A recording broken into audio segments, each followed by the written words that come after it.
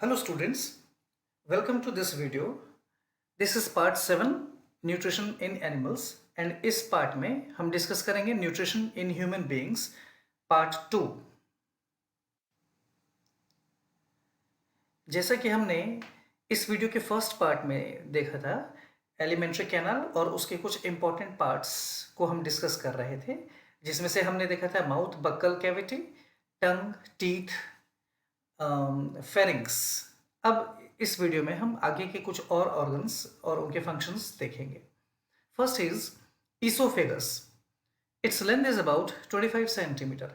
Oesophagus pharynx के नीचे हमारे मुंह से होते हुए खाना बक्कल कैविटी से आगे बढ़ता है, पीछे फेरिंग्स में जाता है। लास्ट उसमें हमने देखा था वीडियो में कि फेरिंग्स उसको पुश करता है। स्वेलोइंग दैट मीन्स निगलना या गटकना।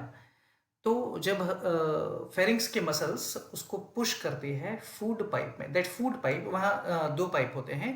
एक कहलाता है विंड पाइप, क्योंकि वो हम जो सांस लेते हैं उस एयर को अंदर ले जाता है, रेस्पिरेटरी सिस्टम का पार्ट होता है वो, that is called wind pipe और ट्रैकिया। जबकि उसमें से जो दूसरा पाइप होता है वो फूड को कैरी करता है, नीचे स्टमक तक ले जाने का काम करता है, and that is called food pipe और oesophagus. Its length is about 25 centimetre. ये करीब करीब 25 सेंटीमीटर बड़ा एक पाइप होता है। It does not contain digestive glands. खास बात, इसका काम सिर्फ जो ऊपर से बोलस के फॉर्म में फूड आ रहा है उसको आगे स्टमक तक या डाइजेस्टिव ट्रैक में आगे बढ़ाना है। और ईसोफेगस में कोई डाइजेस्टिव ग्लैंड्स या उनके सीक्रेशंस नहीं होते हैं। The muscular wall of the oesophagus moves in a rhythmic wave like manner.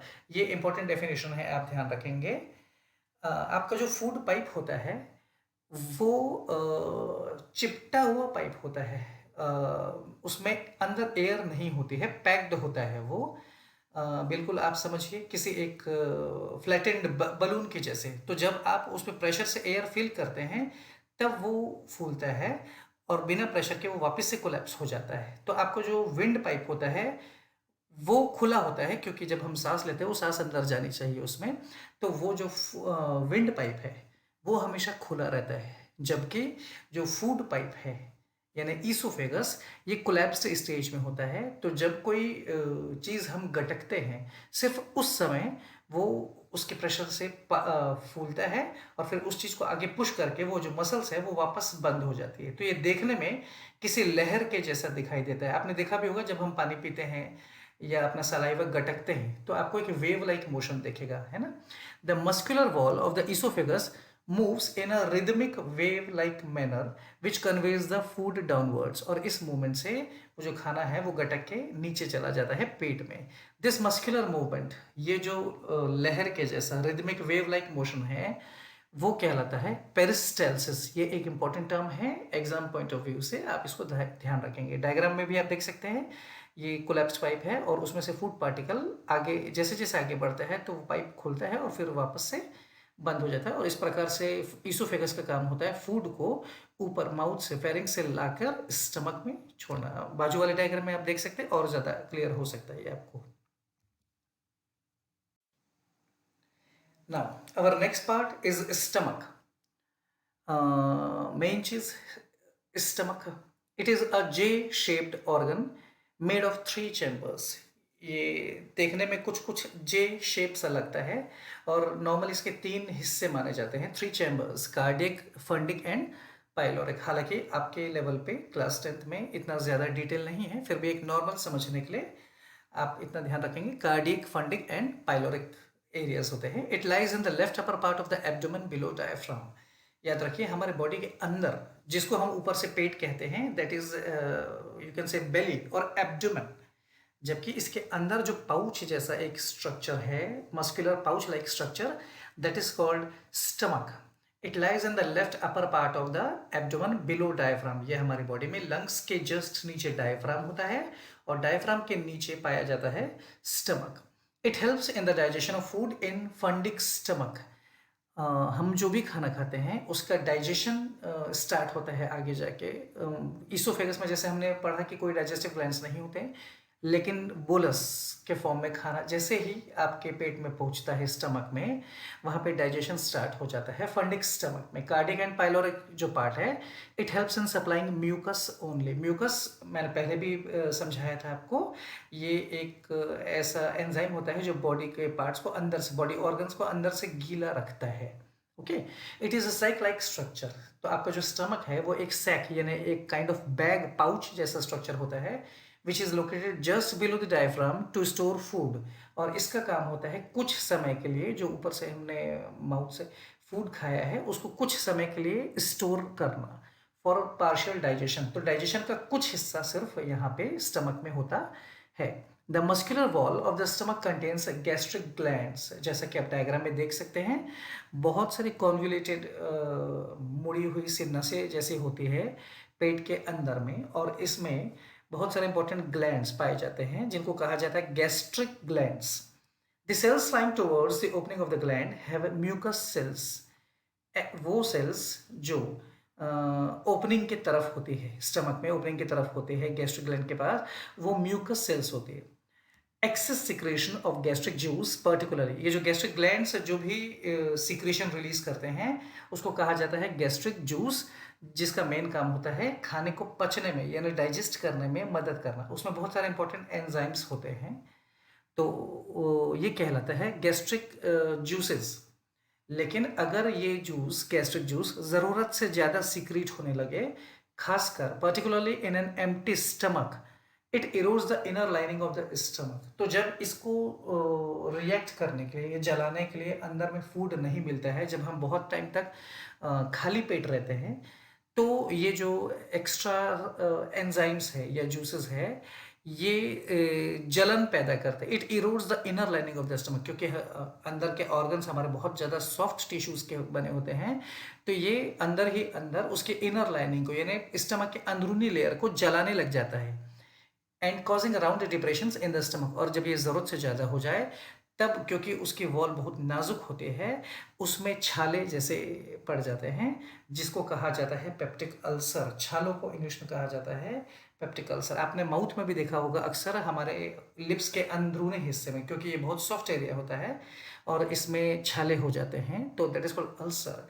पेट की वॉल्स में अंदर जो होते हैं, due to excessive secretion of these gastric juices, specially जब आप बहुत टाइम तक खाली पेट रहते हैं या बहुत ज़्यादा आपका रूटीन डिस्टर्ब रहता है भोजन को लेकर, तब अक्सर ये होने के चांसेस ज़्यादा रहते हैं, और कुछ केसेस में ये फेटल भी होता है। तो इस एक्सेस जूस के कारण जो जलन होती है और उसके कारण छाले हो जाते हैं हमारे पेट में, ये कहलाता है peptic ulcer. Gastric juice contains HCl, mucus, pepsin, gastric lipase and rennin. ये एक इंपॉर्टेंट पार्ट है जो आपको ध्यान रखना है कि गैस्ट्रिक जूस, गैस्ट्रिक ग्लैंड जो रिलीज करते हैं वो कहलाता है गैस्ट्रिक जूस, और उससे बहुत सारे इंपॉर्टेंट चीज़ें होती है, उसका कॉन्स्टिट्यूएंट बहुत इंपॉर्टेंट होता है। That is HCl, hydrochloric acid, mucus जो हमने पहले पढ़ा, pepsin, gastric lipase and rennin. ये कुछ इंपॉर्टेंट एंजाइम्स होते हैं जो अलग अलग फंक्शंस परफॉर्म करते है। हालांकि इनमें जो पेप्सिन है और rennin, pepsin and rennin, they are secreted in their inactive states. ये रिलीज जरूर होते हैं लेकिन ये एक्टिव नहीं होते हैं। States of pepsinogen and prorennin. Pepsin के पहले पेप्सिनोजन के फॉर्म में होता है और रेनिन के पहले प्रोरेनिन, और वो इनएक्टिव फॉर्म में होते हैं।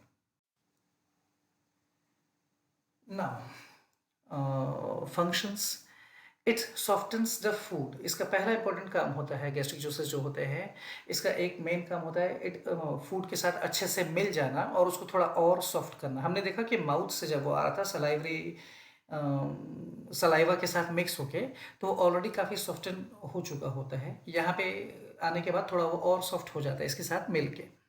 It makes the food acidic for the proper functioning of pepsin. खास बात आपने देखा कि पेप्सिन जो है वो इनएक्टिव था, तो उसको एक्टिव करने के लिए एसिड ज़रूरी होता है। जो एसिड यहाँ रिलीज होता है HCl। हालांकि एसिड कभी कभी ज़्यादा हो जाता है, आपने सुना भी होगा, अक्सर हम कहते हैं कि एसिडिटी हो गई। सो एसिडिटी इज़ जब यही वाला गैस्ट्रिक जूस में जो एसिड रहता है, दैट इज़ स्ट्रॉन्ग HCl, जब ये ज़रूरत से ज़्यादा हो जाता है तब हम कहते हैं कि एसिडिटी हो गई है। सो एसिडिटी का एसिड का काम होता है, वो जो HCl एसिड है, वो उसका काम होता है कि हमने जो फूड लिया है बॉडी में, पेट में जाने के बाद it makes the food acidic, वो उसमें मिल जाता है और फूड के नेचर को चेंज करके उसको एसिडिक बना देता है। और जब वो एसिडिक हो जाता है उसके बाद ही पेप्सिन अपना प्रॉपर फंक्शनिंग चालू करता है। स्टार्टिंग में वो इनएक्टिव स्टेज में होता है। It stops the function of salivary amylase. Salivary amylase का काम यहाँ जाके रुक जाता है। वो सलाइवा में मिला था, माउथ में, बक्कल कैविटी में, उसका काम यहाँ तक आने के बाद, एक बार स्टमक में आने के बाद जब गैस्ट्रिक ग्लैंड से HCl रिलीज हो जाता है या बाकी जो जूसेस है वो रिलीज हो जाते हैं, तब सलाइवरी एमाइलेज का काम बंद हो जाता है। It disinfects the food by killing germ and bacteria. Important काम कि हम जो खाना खाते हैं या जो भी चीज़ें खाते हैं, बहुत सारे प्रिकॉशंस लेने के बावजूद उसमें कई प्रकार के बैक्टीरिया, वायरस या इस प्रकार के माइक्रो ऑर्गेनिजम्स, कीड़े मकोड़े, जर्म्स पाए जा सकते हैं जो हमारी बॉडी को नुकसान पहुंचा सकते हैं। तो उनको डिसइंफेक्ट करने का काम भी ये जूसेस करते हैं। HCl कन्वर्ट्स इनएक्टिव पेप्सिनोजन, जैसा मैंने पहले भी पढ़ा है, पेप्सिनोजन एंड प्रोरेनिन थे जो इनएक्टिव थे, लेकिन जैसे ही HCl एसिड आता है ये इनको एक्टिव बना देता है। पेप्सिनोजन जो इनएक्टिव होता है, ये HCl के आने से पेप्सिन में कन्वर्ट हो जाता है, और प्रोरेनिन भी जो इनएक्टिव होता है वो रेनिन में कन्वर्ट हो जाता है। दैट मीन्स आप समझ सकते हैं पेप्सिनोजन और प्रोरेनिन जो होते हैं वो इनएक्टिव स्टेट में होते हैं, और HCl के आ जाने के बाद ये दोनों ही they get converted into pepsin. Pepsinogen gets converted into pepsin and prorennin into rennin, और ये दोनों ही एक्टिव हो जाते हैं। आगे हम देखेंगे वो काम क्या करते हैं पेप्सिन और rennin. Pepsin is a major enzyme of the gastric juice which functions in acidic medium। पहले ही लिखा है कि ये acidic medium में ही अपना functions perform करता है। यही कारण है कि HCl के आने के बाद ही pepsinogen gets converted to pepsin और फिर वो अपना function perform करता है। It hydrolyzes the proteins into soluble fragments called proteases and peptones। इसका मेन काम होता है प्रोटीन्स को तोड़ना। जो हमने खाना खाया, मैंने पहले ही बताया, हम भोजन ग्रहण करते हैं, जो भी फूड लेते हैं उसका बेसिक पर्पस है उनमें से न्यूट्रिएंट्स गेन करना। अलग अलग प्रकार के न्यूट्रिएंट्स, प्रोटीन्स, विटामिन्स, फैट्स, इस प्रकार के होते हैं, लेकिन वो कॉम्प्लेक्स फॉर्म में होते हैं। तो उसको ब्रेक डाउन करना, उस फूड से ब्रेक डाउन करके कॉम्प्लेक्स मॉलिक्यूल से सिंपल फॉर्म में चेंज करना, सो दैट हमारी बॉडी उसको एब्जॉर्ब करके यूज़ कर पाए। वो काम ये कुछ डाइजेस्टिव एंजाइम्स करते हैं, जिनमें से प्रोटीन को यूज़ करने का जो काम है वो पेप्सिन करता है। It hydrolyses the proteins into soluble fragments. वो उसको चेंज करके कुछ सॉल्यूबल फ्रेगमेंट्स में चेंज कर देता है जो कहलाते हैं proteoses and peptones. Okay, so basically protein के सिंथेसिस से के ब्रेकडाउन से रिलेटेड है pepsin. Second is gastric lipase. It is active in infants. ये छोटे बच्चों में बहुत ज़्यादा पाया जाता है। Which partially breaks down fats into its components, और ये फैट्स को ब्रेक करता है। फैट्स के जो मॉलिक्यूल होते हैं ये उसको उसके कंपोनेंट्स में ब्रेक कर देता है। Third is rennin. It is also active only in infants. Infants यानी बहुत छोटे बच्चे। It curdles the milk by converting soluble milk protein casein into insoluble protein called paracasein. इसका काम होता है मिल्क को कर्डल कर देना, और ये कैसे करता है? ये सॉल्युबल मिल्क प्रोटीन होता है केजीन, उसको इनसॉल्युबल पार्ट प्रोटीन में कन्वर्ट कर देते हैं। इनसॉल्युबल प्रोटीन कहलाता है पैराकेजीन, केजीन को paracasein, due to which milk stays in stomach for longer period of the pepsin to act on it. Otherwise हमने देखा होगा कि नॉर्मली दूध जो होता है बहुत जल्दी फट जाता है, लेकिन बच्चों के केस में ऐसा नहीं होगा। ये लॉन्गर पीरियड तक रहता है जिससे पेप्सिन इस पे एक्ट कर पाए। Okay, another important part is mucus. It protects the inner lining of the stomach from HCl and pepsin। क्योंकि मैंने पहले ही बताया म्यूकस का अंदर में एक इनर लाइनिंग मीन्स अंदर में एक लेयर होता है। ये बिल्कुल कैसा है, जैसे आपने कोई पेंटिंग बनाई और उसके ऊपर एक लेयर किसी चीज़ का ब्रश से बनाते हैं, बिल्कुल वैसे ही म्यूकस की लाइनिंग होती है स्टमक पे, जो उसे HCl जैसे तेज, ऐसे HCl एक स्ट्रॉन्ग एसिड माना जाता है, HCl और पेप्सिन के इफेक्ट से बचाती है। पेट की इंटरनल लाइनिंग को, स्टमक के इंटरनल लाइनिंग को प्रोटेक्ट करती है। बोलस जो हमने देखा माउथ से जो चला आ रहा है खाना जो पेस्ट के फॉर्म में कन्वर्ट हो चुका होता है, that's called bolus. So bolus in stomach is digested by HCl. उसको डाइजेस्ट करने में HCl का एक इम्पॉर्टेंट रोल होता है और गैस्ट्रिक जूसेस का. और अब ये सारी चीज़ें एक्ट करने के बाद अब जो फूड है हमारे पेट में वो एक विस्कस गाढ़ा सा स्टिकी सा एसिडिक फ्लूइड काइंड ऑफ बन जाता है और अब वो कहलाता है काइम. CHY में काइम. सो जब माउथ में होता है वो पेस्ट के फॉर्म में आता है, दैट इज कॉल्ड बोलस. आगे जाके पेट में वो कन्वर्ट हो जाता है into chyme. Now another important part is small intestine. Small इसको कहा जाता है, हालांकि ये होती काफ़ी बड़ी है. It is about 6 metre in length, nearly 18 feets. बहुत लंबी सी होती है ये, हालांकि बहुत ज़्यादा कॉइल्ड फॉर्म में होती है, इसलिए हमारे बॉडी में इतनी सी जगह में ये समा जाती है. अदरवाइज इसकी लेंथ बहुत ज़्यादा होती है. लेकिन ये स्मॉल इंटेस्टाइन इसलिए कहलाती है, इसकी लेंथ ज़्यादा होती है काफ़ी, लेकिन स्मॉल इसलिए क्योंकि ये सक्रिय होते हैं. इसके जो विड्थ है वो बहुत कम होती है and 2.5 centimetre in thickness. So small intestine and large intestine is basically according to its thickness. Small intestine पतली होते हैं जबकि लार्ज इंटेस्टाइन मोटी होती है. अदरवाइज लेंथ वाइज देखा जाए तो स्मॉल इंटेस्टाइन की लेंथ लार्ज इंटेस्टाइन से ज़्यादा होती है.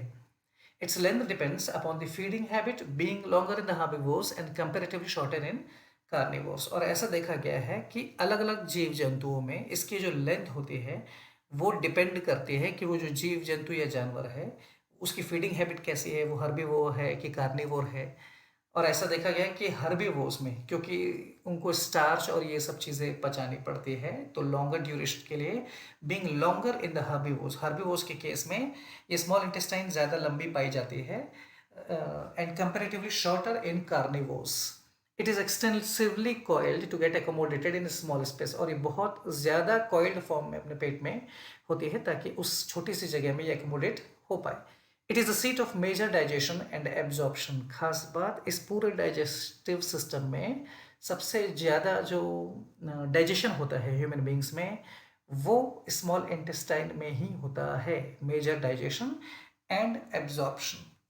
There are 3 divisions of the small intestine: duodenum, jejunum and ileum. आप फर्स्ट वाले डायग्राम से देख के समझ सकते हैं. जहाँ पे स्टमक खत्म होता है वहाँ से स्मॉल इंटेस्टाइन चालू होती है. तो जो स्टमक के खत्म होते साथ ही आपने देखा स्टमक जे शेप होता है, उसके खत्म होते साथ ही जो U turn kind of shape होता है स्मॉल इंटेस्टाइन का सबसे पहला पार्ट वो कहलाता है डिओडिनम. आपको ये ध्यान रखना है, ये आपके सिलेबस में है और अक्सर पूछता है. So first part is duodenum, बिल्कुल स्टमक जहाँ खत्म होता है और स्मॉल इंटेस्टाइन जहाँ से स्टार्ट होते हैं वहाँ का जो कॉइल्ड वाला पार्ट है दैट इज कॉल्ड डिओडिनम. आगे जाके जो बीच वाला हिस्सा है स्मॉल इंटेस्टाइन का वो कहलाता है जेजुनम. और स्मॉल इंटेस्टाइन का लास्ट हिस्सा जहाँ पे स्मॉल इंटेस्टाइन लास्ट में जाके खत्म होती है और फिर लार्ज इंटेस्टाइन स्टार्ट होती है तो last part is called ileum. तो आप ऐसा कह सकते हैं कि स्मॉल इंटेस्टाइन के 3 पार्ट्स होते हैं: डिओडिनम, जेजुनम एंड इलियम. हालांकि डिओडिनम इंपॉर्टेंट पार्ट माना जाता है. ये होता छोटा सा है, कॉइल होता है, लेकिन इस छोटे से पार्ट में ही 2 अलग से डक्ट्स आते हैं जो डाइजेशन में इंपॉर्टेंट पार्ट प्ले करती है. In the middle of the duodenum 2 ducts namely bile duct. जब ये डिओडिनम होता है इसमें 2 आप देखेंगे पाइप्स होते हैं. जो कंप्लीट आप डाइजेस्टिव सिस्टम का डायग्राम देखेंगे उसमें आपको क्लियरली विजिबल होगा. उसमें 2 पाइप्स आते हैं, ये डक्ट्स आते हैं. Ducts means pipe. तो बाइल डक्ट एक होता है लीवर से बाइल डक्ट जो बाइल जूस लेकर आता है, और एक होता है पैंक्रियाटिक डक्ट जो पैंक्रियास से पैंक्रियाटिक जूस लेके आता है. और वो दोनों ही डक्ट अपना अपना सीक्रेशन इस डिओडिनम वाले पार्ट में यानी स्मॉल इंटेस्टाइन के फर्स्ट पार्ट में सीक्रेट कर देते हैं to secrete the bile juice and pancreatic juice respectively. Jejunum is the middle part found only in man. ये जो बीच का हिस्सा है ये सिर्फ इंसानों के केस में देखा जाता है. And ileum is the last but the main part where the major part of digestion and absorption takes place. खाना जब पेट से गुजरता है तो पहले ड्यूडेनम, फिर जेजुनम और फिर लास्ट में इलियम। लेकिन इलियम तक पहुँचते पहुँचते जो मेजर काम है डाइजेशन का और एब्जॉर्प्शन का वो होता है। सो आप ऐसा कह सकते हैं मेजर जो डाइजेशन और एब्जॉर्प्शन है, इसीलिए कहते हैं कि वो स्मॉल इंटेस्टाइन में होता है, और स्मॉल इंटेस्टाइन में भी लास्ट वाले पार्ट में, दैट इज इलियम में। Now the food is digested soluble white milky liquid, और वहाँ तक पहुँचते पहुँचते फूड जो है बिल्कुल digested soluble white milky liquid kind में चेंज हो जाता है, और तब वो कहलाता है काइल। आप ध्यान रखेंगे, माउथ में वो कहलाता था बोलस, देन स्टमक में काइम, देन स्मॉल इंटेस्टाइन में पहुँचते पहुँचते Kyle, CHYLE, and it is absorbed in villi foldings of the small intestine. आप दूसरे डायग्राम में देखेंगे स्मॉल इंटेस्टाइन की जो मसल्स होते हैं वो बहुत स्मूथ मसल्स होती है, और उसके अंदर में ऐसे रेशे रेशे आपको देखने को मिलेंगे। ये जो बगल में आप डायग्राम देख रहे हैं ये एक्चुअल फोटो है, और बहुत सारे हज़ारों लाखों करोड़ों यहाँ पे एकदम पतले पतले पाइप जैसे होते हैं, जिनको कहा जाता है विली या विलाय। ये सकर्स का काम करते हैं। तो जब वाइट जूस और इस प्रकार से जूस फॉर्म में भोजन अंदर से गुजरता है, तो उसमें से जो भी चीज़ें काम की रहती है और एब्जॉर्ब करने लायक रहती है, ये विलाय उसको एब्जॉर्ब कर लेते हैं पूरा का पूरा, और इनसे जस्ट अटैच जो ब्लड वेसल्स होती है उसमें रिलीज कर देते हैं। इस प्रकार से हमारे खाने में जो डाइजेशन होता है या इम्पोर्टेंट एब्जॉर्प्शन के लायक पार्ट होता है बॉडी के लिए जो काम का होता है, वो स्मॉल इंटेस्टाइन से गुजरते समय विलाय उसमें से खींच लेते हैं, और जो वो नहीं खींचते हैं या नहीं एब्जॉर्ब करते हैं या जो बॉडी के काम का नहीं होता है, वो आगे बढ़ते जाता है। Now, the next part is liver. Liver is the largest gland of the body. You'll be surprised to know liver को हिंदी में कहा जाता है जिगर। ओके, इट इज़ बहुत लोग हार्ट को जिगर मानते हैं, एक्चुअल में लिवर को जिगर कहा जाता है हिंदी में।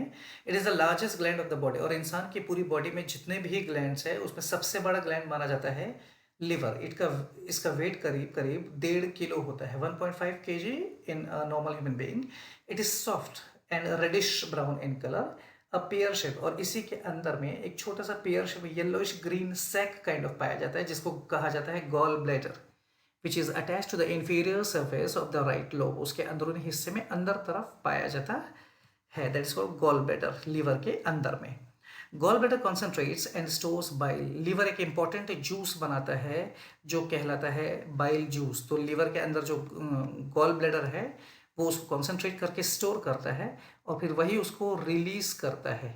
और लीवर यही बाइल जूस जो हमने अभी देखा था स्मॉल इंटेस्टाइन में, बाइल जूस को सीक्रेट करता है। जो पाइप उसको लेके जाता है that is called bile duct, and juice is called bile juice, और ये इंपॉर्टेंट होता है काफ़ी।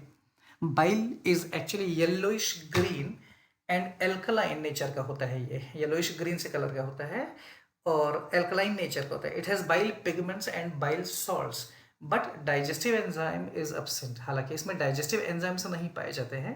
मेजर फंक्शन जो होता है बाइल सॉल्ट्स का वो होता है ब्रेक डाउन जो फैट्स होते हैं हमारे बॉडी में, फैट्स जो चर्बी हम कहते हैं जिसे, उसके बड़े बड़े मॉलिक्यूल्स होते हैं, तो ये उसको ब्रेक डाउन कर देता है छोटे छोटे ग्लोब्यूल्स में, ताकि आगे जब पैंक्रियाटिक जूस आए, पैंक्रियाटिक जूस जब आए तो वो इजीली उस पर एक्ट कर पाए। तो बाइल जूस का मेन काम होता है फैट के लार्जर ग्लोब्यूल्स को छोटे छोटे बारीक फाइन ग्लोब्यूल्स में चेंज कर देना, सो दैट आगे जाके पैंक्रियाटिक जूस उस पर इजीली एक्ट कर पाए।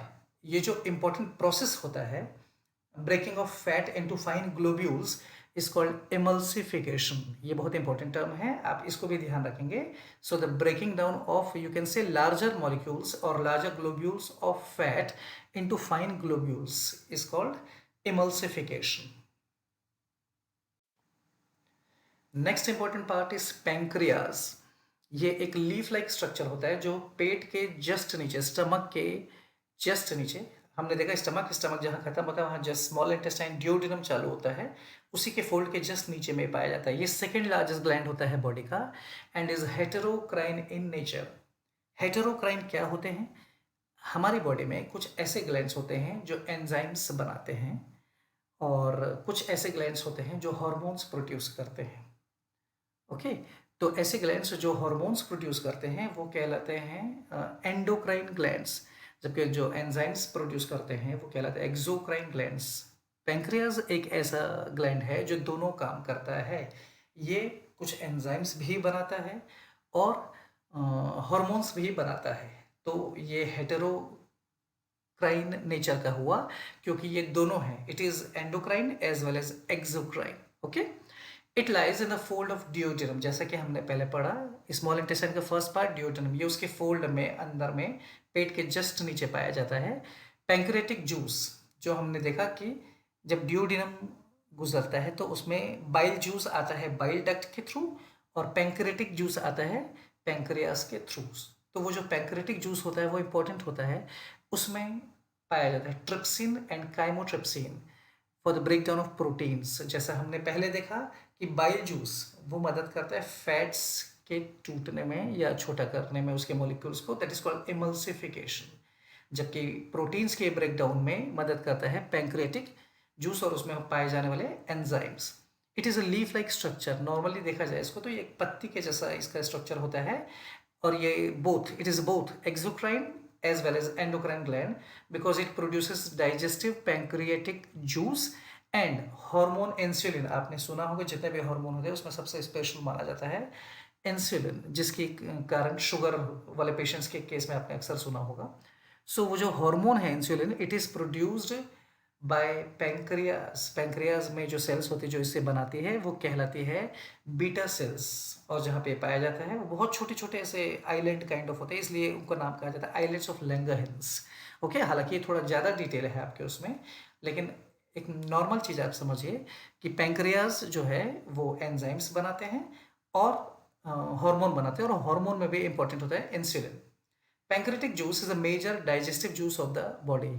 खाने को पचाने में इंपॉर्टेंट रोल प्ले करता है pancreatic juice, and the juice contains 3 main enzymes trypsin, amylase and lipase. जिसमें से ट्रिप्सिन का काम होता है प्रोटीन्स। हमने देखा वो जो पेट में प्रोटीन्स को सिंपल फॉर्म में कन्वर्ट किया गया था। So it breaks down the proteins, proteoses and peptones to form peptides. ये उसी प्रोटीन या प्रोटियोसिस के और सिंपलेस्ट फॉर्म है, ये उसको कन्वर्ट कर देता है। दूसरा होता है पैंक्रियाटिक लिपेज।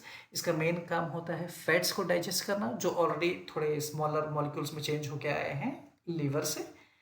और तीसरा पैंक्रियाटिक एमाइलेज, एक हमने देखा था सलाइवरी एमाइलेज जो पाया जाता है माउथ में, ये होता है pancreatic amylase which acts on starch. जो भी हम ग्रीन पेड़ पौधे पत्तियों के पार्ट्स या ग्रीन वेजिटेबल्स सैलेड वो सब खाते हैं, उसमें स्टार्च काफ़ी मात्रा पाया जाता है। It acts on starch, glycogen and other complex carbohydrate. तो जो भी कॉम्प्लेक्स वाले कार्बोहाइड्रेट्स पाए जाते हैं ये उस पर एक्ट करता है और उसको सिंपलेस्ट फॉर्म में ग्लूकोज, मतलब शुगर लाइक मोल्टोज ग्लूकोज, इस फॉर्म में चेंज करता है। तो पैंक्रियाज में आप ध्यान रखेंगे लीवर में बाइल जूस एंड पैंक्रियाज में पैंक्रियाटिक जूस। जबकि पैंक्रियाटिक जूस में 3 चीज़ें पाई जाती है, trypsin, pancreatic lipase and pancreatic amylase.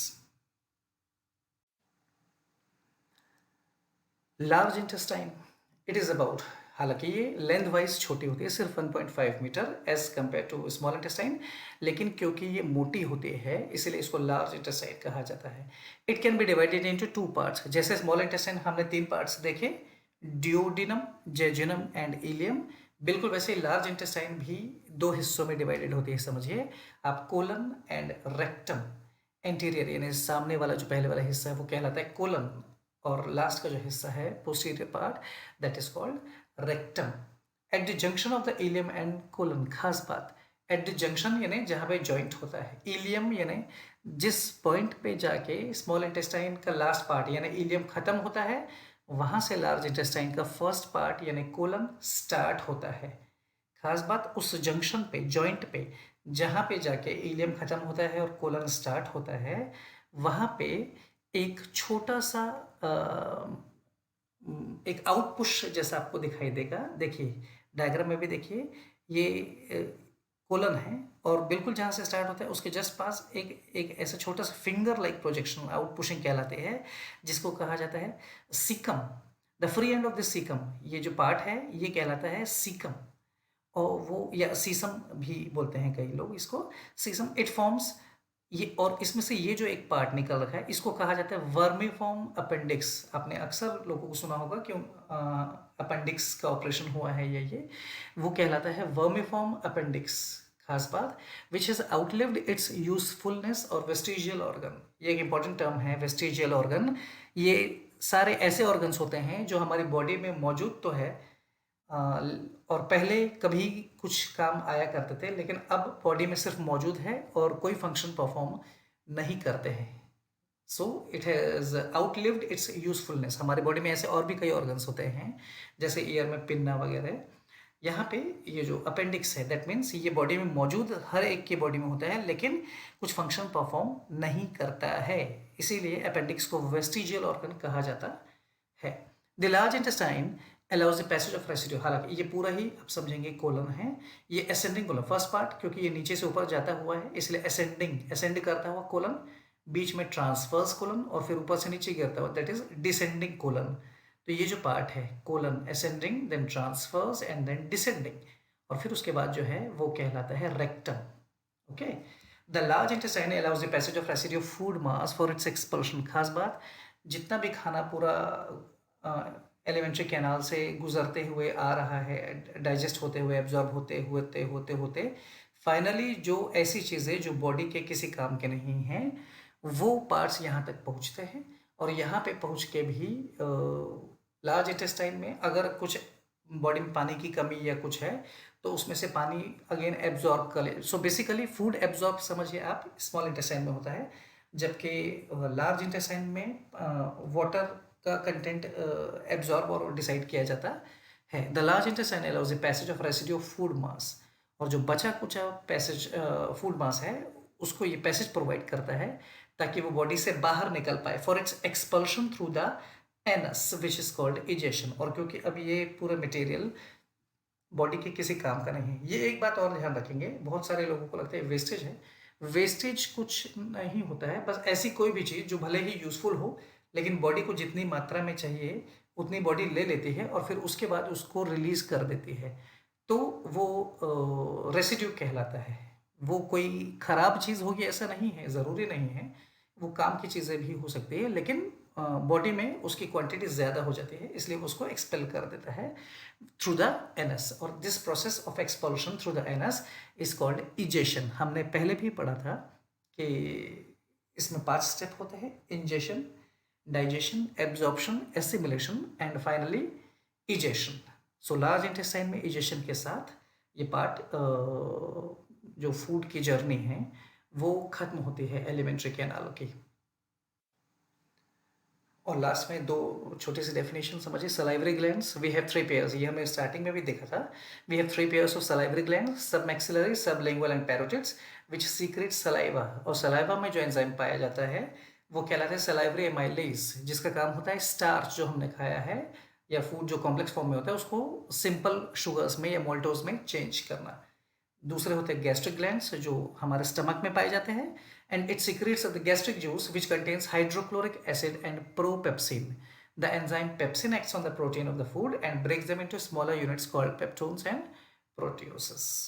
तो एक बार आप शुरू से लेकर आखिरी तक सारे इन ऑर्गन्स को देखेंगे, समझेंगे, इंडिविजुअली इनके फंक्शंस देखेंगे, और फिर उसके बाद जब आप पूरा डाइजेस्टिव सिस्टम शुरू से आखिरी तक एक बार में देखेंगे तब आपको वो क्लियरली समझ में आएगा।